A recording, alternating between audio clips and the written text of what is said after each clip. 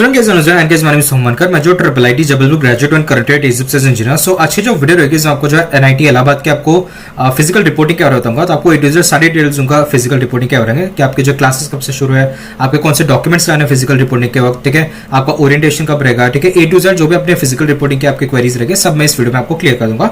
तो पूरी एंड तक के वीडियो देखना ताकि आपके सारे डाउट्स क्लियर हो जाए। ठीक है, so first of all Congress आपको जो एनआईटी इलाहाबाद मिल गई है फॉर XYZ ब्रांचेस। ठीक है, सो जल्दी से कैसे हम बिना किसी टाइम वेस्ट करें हम लाइक बेसिकली वीडियो में बढ़ते आगे।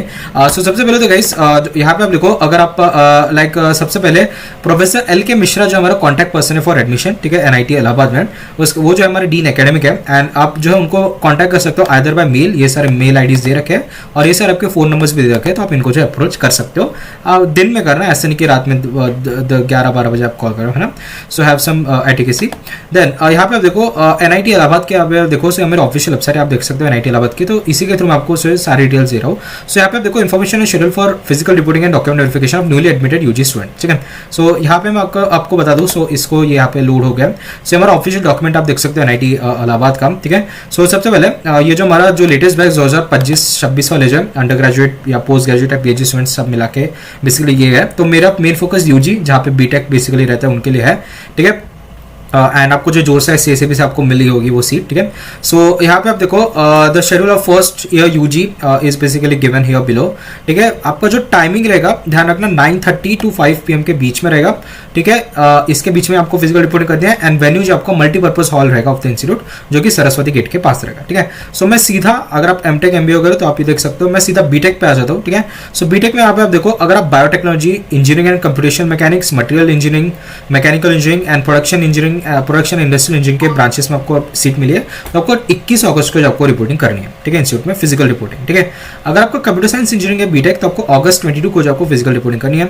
अगर आप chemical engineering, civil engineering, electrical engineering या EC इंजीनियर हो तो आपको इंजीनियरिंग मिली आपको, तो आपको जो अगस्त 23 को जो आपको फिजिकल रिपोर्टिंग करनी है। ठीक है, and remaining left students open for all BTech. ठीक है, सो यहाँ पे जो हमारी ये रहेगी 23 अगस्त, यहाँ पे मान लो कि आप 21 या 22 अगस्त को आना फेल हो गए हो, ठीक है, कोई रीजन से, सो आप जो है पहले उसको इंटीमेट कर देना कॉलेज को एंड अगस्त 23 को आप आ सकते हो और जो भी आपके लाइक बच्चे स्टूडेंट्स है उनका फिजिकल रिपोर्टिंग हो जाएगा। बट ध्यान रखो कि ये जो स्टिपुलेटेड जो आपको टाइम दे रखा है, डेट्स दे रखी है, उसी के बीच में आना है, आपको 9:30 to 5 PM के बीच में आपको करना है। ठीक है, सो ये जो मैं आपको बता दिया ब्रांच वाइज। ठीक है, सो आपको यहाँ पे टाइमिंग क्लियर है, आपको वेन्यू क्लियर है, आपके डेट्स भी क्लियर है। ठीक है, देन ओरिएंटेशन जो रहेगा आपको अगस्त 25 को रहेगा। ठीक है, जहाँ पे आपको कॉलेज के बारे में बताया जाता है यूजुअली, एंड आपके क्लासेस जो होंगे आपके अगस्त 26 से सारे क्लासेस आपके शुरू हो जाएंगे। ठीक है, देन उसके अलावा पे आप देखो ये आपका एडमिशन सेल है और वार्डन ऑफिस है, अगर आपको कुछ दिक्कत आ रही है तो आप इनको कॉल कर सकते हो। ठीक है, देन यहाँ पे आप देखो सबसे पहले नेक्स्ट जो है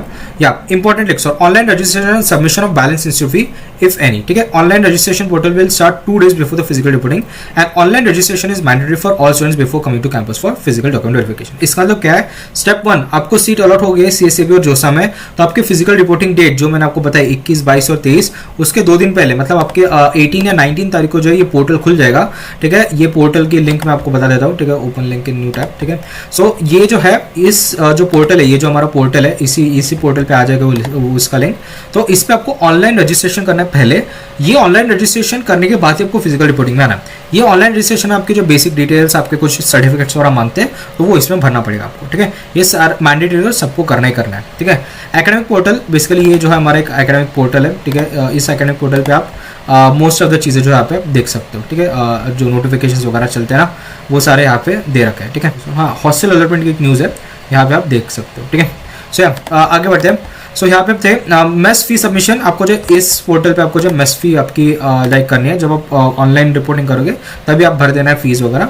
ठीक है, एंड 25,000 यहाँ पे दे रखा है आपकी अमाउंट। ठीक है, सो सारे कैटेगरी स्टूडेंट्स को देना है 25,000 रुपये। ठीक है, सो या देन यहाँ पे आप देखो please see annexure A at the last of the document. ठीक है, इसका मैं एनेक्चर बता दूंगा। सो मैथ्स फी का मैं आपको लास्ट में एक एनेक्चर आपको बता दूंगा। ठीक है, सो यहाँ पे देखो documents to be brought at the time of online registration and physical reporting at NIT Allahabad. ठीक है, बीटेक प्रोग्राम से बात करो जो सा CSAB के थ्रू जो भी आए हैं। ठीक है, this candidates are need to bring पहला जो पासपोर्ट साइज कलर फोटोग्राफ। ठीक है, यूजुअली आप जो लेटेस्ट वाले बोला और ये आपने जो JEE मेंस में दे रखा है वही ला लो, वो बेटर रहेगा। ठीक है, then all required documents and certificates in the original with one set of self attested photocopies is given below. ठीक है, इसका मतलब है कि आप जो है 4-5 कॉपीज ऑफ फोटो कॉपीज या जेरोक्स निकाल के रखो, ये जो भी डॉक्यूमेंट्स बोल रहा हूँ ये आपको ओरिजिनल लाना है और इसके जेरोक्स कॉपी भी आपको लानी है, ठीक है। पहले आपका प्रोविजनल एडमिशन या अलॉटमेंट लेटर जिसको बोलते हैं, जो आपको जोसा सीसीबी में जब सीट मिलता है तो वही से डाउनलोड हो जाता है, आपने कर ही दिया होगा, उसके बेसिकली आपको लाइक ओरिजिनल प्रिंट और आपकी जो इसकी जेरोक्स लानी है, ठीक है। एडमिट कार्ड लाना है जेडब्ल्यू मेन का, स्कोर कार्ड भी लाना है जेडब्ल्यू मेन का, certificate for proof of age, इसके लिए आपको जो क्लास 10 का सर्टिफिकेट लाना है, बेसिकली आपका क्लास 10 की मार्कशीट या एडमिट कार्ड ला लो, ठीक है, बेस्ट है, और date of birth of certificate या फिर बर्थ सर्टिफिकेट भी आप ला सकते हो, ठीक है। Then marksheet and certificate of class 10th and 12th, ठीक है, आपकी क्लास 10th एंड 12th की मार्कशीट, उसके अलावा पासिंग सर्टिफिकेट और अपना जो है क्या नाम है जो हमारी एडमिट कार्ड होते हैं, तीनों आप ला ही लेना on the safer side with xerox copies, ठीक है। देन कैटेगरी सर्टिफिकेट, अगर आप जनरल ईडब्ल्यूएस हो, ओबीसी एनसीएल हो या एसएसटी कैंडिडेट्स हो, तो इसका जो भी फॉर्मेट है, ठीक है, सेंट्रल गवर्नमेंट इंडिया फॉर्मेट में सारा चलता है, जो कि आपने जोसा सीसीबी में दिया होगा सर्टिफिकेट वही लाना है, ठीक है। जोसा सीसीबी में जो भी वैलिड आपका एसएसटी या पीडब्ल्यू जो भी कैटेगरी सर्टिफिकेट है वही लाना है, ठीक है। वो यूजुअली क्या होता है, महाराष्ट्र गवर्नमेंट में यूजुअली थोड़ा दिक्कत होता है क्योंकि उनकी स्टेट गवर्नमेंट में भी आपकी जो कास्ट सर्टिफिकेट रहती है, तो यूजुअली वो वैलिड नहीं रहती है, जो सेंट्रल कास्ट गवर्नमेंट सर्टिफिकेट होता है वो वैलिड रहती है। तो उसके लिए बेसिकली अगर आपका महाराष्ट्र का एससी या एसटी का सर्टिफिकेट है तो बेसिकली उसके कास्ट वैलिडिटी होता है, वो भी आपको लानी पड़ती है, ठीक है। देन यहाँ पे वही चीज दे रखा है, caste certificate issued by Maharashtra state must be validated by social welfare government, ठीक है, in the case of SC and OBC NCL category and tribal welfare department of Maharashtra government. इसके लिए बेसिकली आपको क्लास वैलिडिटी होती है, यहाँ पे बोल सकते हो, वो कास्ट वैलिडिटी आपको लानी है महाराष्ट्र के स्टूडेंट्स को, ठीक है। सो ये undertaking bye OBC NCL candidates आपको लेना है, और SC certificate from Tamil Nadu state must be issued by concern revenue divisional officer, ठीक है। सो ये तो है, अगर आप तमिलनाडु से आपको जो कंसर्न रेवेन्यू डिविजन ऑफिस से आपका एससी सर्टिफिकेट आपका इशूड होना चाहिए। देन यूडीआईडी कार्ड या certificate with persons with disability if applicable, ठीक है, अगर आप डिसेबल स्टूडेंट है तो उसका एक फॉर्मेट सर्टिफिकेट आपको लगेगा।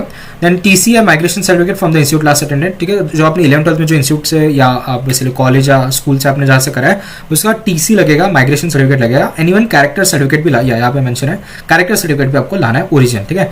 टीसी जो यूजुअली कॉलेज लोग रख लेते हैं, ठीक है, तो आप इसके कलर प्रिंट भी निकाल लेना ताकि आपको कहीं लगे तो आप दे सकते हो, और जेरोक्स भी निकाल के रखना, ठीक है, माइग्रेशन भी ले देंगे, ठीक है। देन मेडिकल सर्टिफिकेट वही फॉर्मेट है जो आपने जोसा सीसीबी दे रखा है वही है। Then any government issue identity card, ठीक है, आप आधार कार्ड ला सकते हो, ड्राइविंग लाइसेंस है, पैन कार्ड है, ठीक है, उसके अलावा क्या है आपका पासपोर्ट वगैरह ला सकते हो, ठीक है। सो इसके भी जेरोक्स वगैरह ला लें। Then any government issue identity cards of parents, ठीक है, आप आधार कार्ड ला सकते हो पेरेंट्स का, ठीक है। इनकम सर्टिफिकेट, अगर आप लाइक जनरल ओबीसी ईडब्ल्यूएस हो जिनका बेसिकली कुछ फी वेवर हो सकता है, ठीक है, ट्यूशन फी में, या फिर आप बोलो कुछ स्कॉलरशिप वगैरह लेना है तो आपको इनकम सर्टिफिकेट लगेगी, लेकिन वो भी अप्रैल 1, 2025 जो लेटेस्ट है उसके बाद वाला, ठीक है। एसएसटी पीडब्ल्यू कैंडिडेट्स के लिए ये नहीं लगेगा, चाहे आप कोई भी इनकम क्राइटेरिया से क्यों ही ना हो, ठीक है। Then in addition following undertaking will also be required at the time of registration, ठीक है। there is no need to use stamp paper for any of the official undertakings, ठीक है। सो ये सारे अंडरटेकिंग जो आपको लाने हैं इसमें आपको नोटरी या स्टैम्प पेपर लगाने की कोई जरूरत नहीं है, ठीक है। सो यहाँ पे आप देखो अंडरटेकिंग बाय स्टूडेंट, इसका भी मैं नेक्स्ट बता देता हूँ। Undertaking by parent and guardian for anti ragging के सिलसिले में ये, ठीक है। अंडरटेकिंग फॉर नॉट कीपिंग और using motorise vehicle in the campus, ठीक है, अलाउड नहीं है। Then undertaking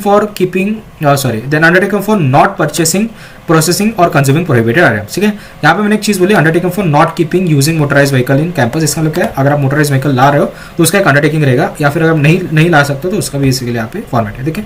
then undertaking regarding the correct information, इसका एक अंडरटेकिंग है। And forms for student activity centre, library form, NCC और एनएसएस फॉर्म है, ठीक है। सो ये जो है document should be arrange in the order as mention above, ठीक है। सो ये ऑर्डर में सारे अरेंज करके लाना है फिजिकल रिपोर्टिंग के वक्त, ठीक है। ये जो आपका, अगर आप डासा से आए हो तो ये आपका सारे डॉक्यूमेंट्स रहेंगे, ठीक है, ये आप थोड़ा देख लेना अगर आप डासा से आए हो, ठीक है। इसकी लाइक मैं लिंक वगैरह डाल दूंगा, ठीक है, वीडियो बहुत बड़ी बन जाएगी। देन उसमें भी वही ये सेम चीज़ है, ठीक है। एंड ये क्या है, ये बेसिकली ऑनलाइन रजिस्ट्रेशन के, ठीक है, ये अपना एमटेक एमसी एमबी वगैरह के लिए, ठीक है, उन लोग के लिए, ठीक है। देन या डॉक्यूमेंट्स फॉर पीएचडी, ये जो हमारा पीएचडी स्टूडेंट्स के लिए, ठीक है। सो ये इंपॉर्टेंट कॉन्टैक्ट दे रखे आप इनको अप्रोच कर सकते हो, ठीक है। सो जो भी इंस्टीट्यूट फॉर्म्स और अंडरटेकिंग है इसका बेसिकली एनेक्सेस में आपको बता देता हूँ, ठीक है। अंडरटेकिंग में स्टूडेंट ये बेसिकली अपना एंटी रैगिंग का है, बेसिकली ये स्टूडेंट को भरना है, उसके अलावा एक पेरेंट को भी इसको भरना है, ठीक है, एंटी रैगिंग के सिलसिले में, ठीक है। ये सारे फॉर्मेट में डाल दूंगा, इसकी प्रिंट निकाल के आपको भरना है, ठीक है। Undertaking by student for not keeping और using motorise vehicle in the campus, ठीक है, इसका एक है। देन अंडरटेकिंग बाय पेरेंट और गार्डियन, अच्छा उसी का फॉर्मेट है, ठीक है। Then anti drug declaration form, यहाँ पे भी बेसिकली इसको फिल करना है। Then anti drug declaration to be sign by parent, ठीक है। फिर इसके बाद अंडरटेकिंग, यहाँ पे आप देखो ये अंडरटेकिंग आपको भरनी पड़ेगी। एंड उसके अलावा क्या दे रखा है यहाँ पे, रिगार्डिंग करेक्ट इन्फॉर्मेशन, ठीक है, जो भी करेक्ट इन्फॉर्मेशन उसका एक आपका ये है, या एनी स्टूडेंट एक्टिविटी फॉर्म है, ठीक है, इसको आप भर देना। स्टूडेंट एक्टिविटी फॉर्म के बाद उसके अलावा कौन सा है, ये रजिस्ट्रेशन फॉर्म है, या रजिस्ट्रेशन फॉर्म में आपको अच्छे से भरना है, कॉलेज का registration form. OBC NCL undertaking form, missing documents, अगर आपको कुछ मिसिंग डॉक्यूमेंट्स है तो आप भर सकते हो। इंस्टीट्यूट आइडेंटिटी कार्ड फॉर्म, ठीक है। एंड उसके लिए ये क्या है,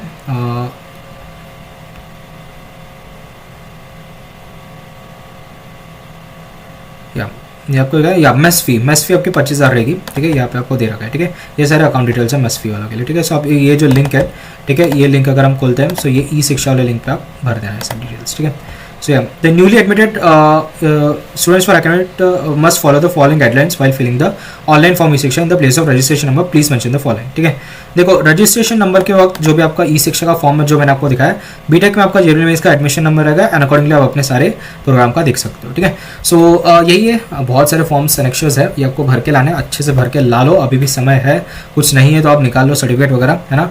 एंड एकदम अच्छे से फिजिकल रिपोर्टिंग करो, कुछ भी मिसप्लेस होता है या अगर आप फेल होते हो फिजिकल रिपोर्टिंग में पहुंचने के लिए तो आपकी सीट भी कैंसिल हो सकती है, ठीक है। सो ये थी सच वीडियो, होप आपको जो वीडियो पसंद है, अगर आपको वीडियो पसंद है so please do like share subscribe channel. मिलते हैं नेक्स्ट वीडियो में, तब तक के लिए टाटा बाय बाय।